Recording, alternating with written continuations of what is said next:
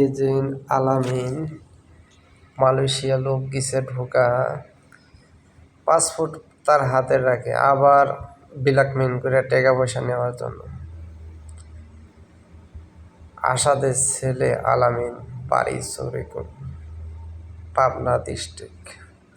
সে আসলেই দালাল নামে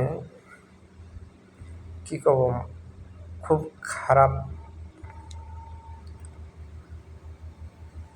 5.5 লাখ টাকা তো নিচেই, পাসপোর্টটা আটকে রাখছে।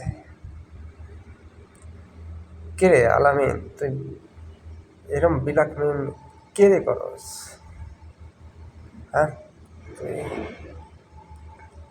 মানুষে এই হাল গিসা করতেছ। এই হালের মজা দুদিন আগ পাস পাবে, 5 বছর পরে হোক আর 10 বছর পরে হোক, দেশে তো যাবে।